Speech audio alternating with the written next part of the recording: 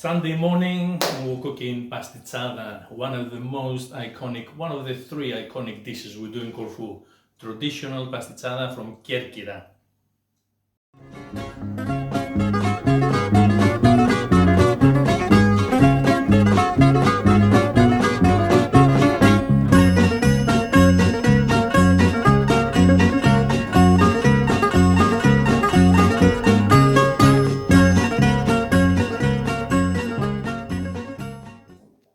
Pastitsada can be done in two different ways. One way we do it with rooster or beef. We're using beef today, right?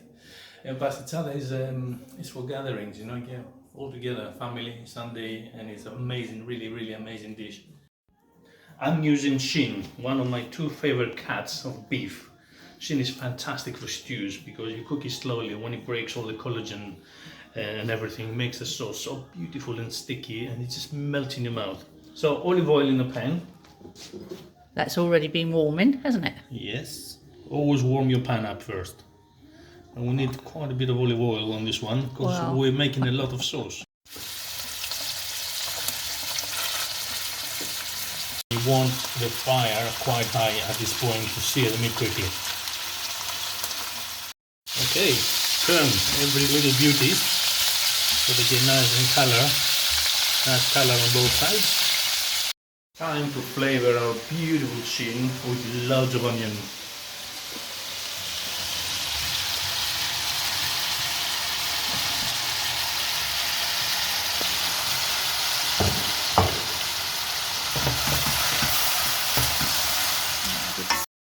Right, the onion juices are reducing now and the beef absorbs all this lovely oniony, lovely flavor. And while this is happening here, I need to dilute my tomato puree in some hot water. I'm gonna put that in a bowl. I'm using tomato puree and unctious tomato passata, homemade tomato passata. So watch the video, guys. That's unctious fresh tomato passata. Of course, if you cannot make it, just go to the supermarket and buy a couple of tins or so. Hot water on the puree. And give this a good stir, and tomato puree is ready, waiting his turn to join the beef. Okay, the blend of spices we use is bay leaf, is a couple of cinnamon sticks, nutmeg, 3 or 4 cloves, and I have hot paprika and sweet paprika. Now you can adjust these to your like. If you like it spicy, put some more hot paprika. But the lovely story is, this blend is called spezzerico. So my mum used to send me in Corfu town to buy this mix ready, the spezzerico was ready, and you used to buy from the pharmacy. Why was it in the pharmacy? I think the spices were too expensive, I think, and they didn't sell them in the spice shop. The supermarkets didn't have anything like that. It wasn't supermarkets those years. So you would buy just little bacalico, we used to call it, little grocery stores. You couldn't find the spices. So would that come in a little packet already? A dose that was ready for... Yeah, just a little packet. You used to go and say, I want spezzerico. My mum is cooking pastitsada for 6 people or for 10 people. So they used to give you the amount, normally about 10 grams, 15 grams by a kilo of meat. Brilliant. So wine comes in, nice glass of dry red wine. Give this a good stir. Long way to go yet. Long way to go, yes, but we're nearly there. Oh yeah, in the prep stage is. So, tomato passata from Auntie. Or a tin from the supermarket if you haven't got one. Yeah, and the tomato puree. And now it's time to season with plenty of black pepper and some salt. Mix everything together. Because you're not going to do anything else with it now, are you? Just leave it work its magic on there. Work its magic, yeah, absolutely.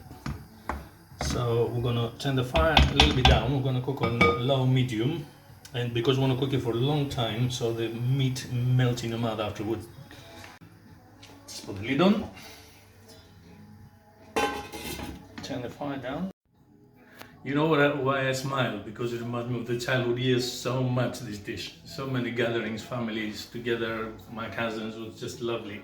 And it was also on the menu in Paradisos, in the restaurant, in the little taverna. It was always on the menu, big time. So, this is half of the dish. Pastitsada is called because there is some pasta to go in it, and there is a technique, a little simple technique, how we do boil the pasta and how we serve it. And also, another lovely little story to tell you, nice lovely family story. So I'm gonna go and get myself a drink, you get yours, and I'll see you all in a minute. Smells divine, absolutely divine. Alex came down and said, Dad, this is the business. So poke the meat, you know, and if it's nice and soft and tender, the fork goes through, beautiful, absolutely beautiful. Look at that, it just came off the fork. I love that. By mistake. Just to prove me. So, take the meat out of the sauce. And take also plenty of sauce. We need plenty of sauce. And the story I was telling you earlier on is coming. Another one of your dad's gems, isn't it? It was. He had loads. And this is another one of them, yes.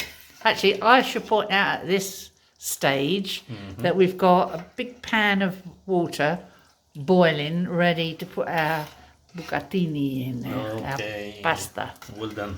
Okay. Well done. So plenty of sauce.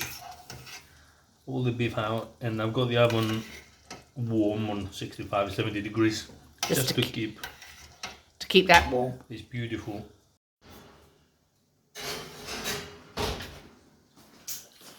You're filming me? I'm still filming you, yeah.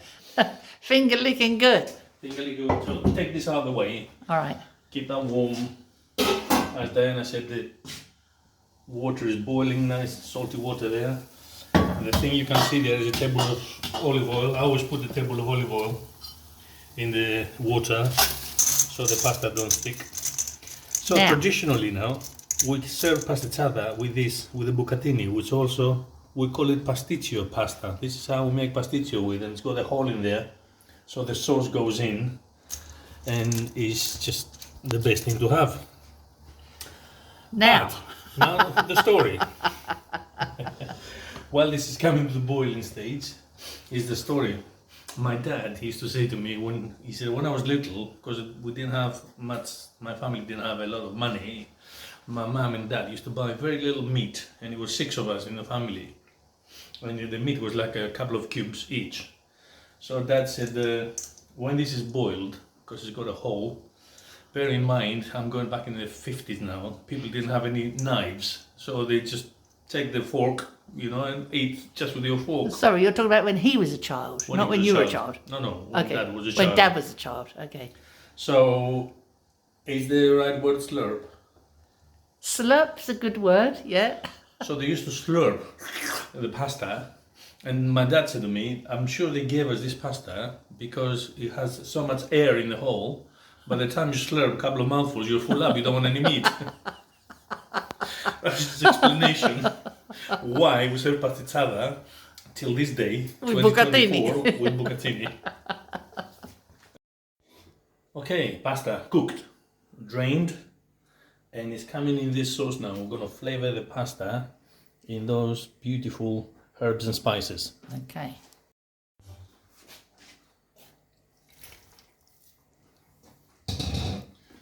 There you go. This is the secret of the pastitsada.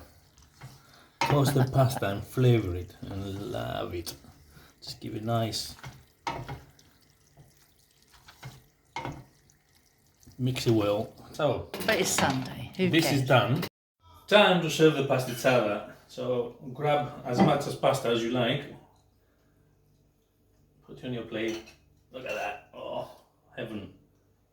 When your mum used to serve it though for the family, she would put the big plates, wouldn't she? Big plate. Sometimes the pan even on the, in the middle of the table, so people they help themselves. So if you're doing this for a crowd. So you got your beef. Yeah. Beef on top. Extra sauce. This is why we kept the sauce. I'm gonna grate some fresh pepper, black pepper, and I'm using Parmesan today, but traditionally we use kefalotiri, some nice kefalotiri. If you're anywhere near a Greek delicatessen, do the kefalotiri. And this is, guys, the Corfu, the Kirkiraki Pastitsada is very best. That's recipe. So before we go and enjoy it, I would like to thank you very much for joining us again. Keep smiling, keep safe. See you in the next video. Cheers, guys.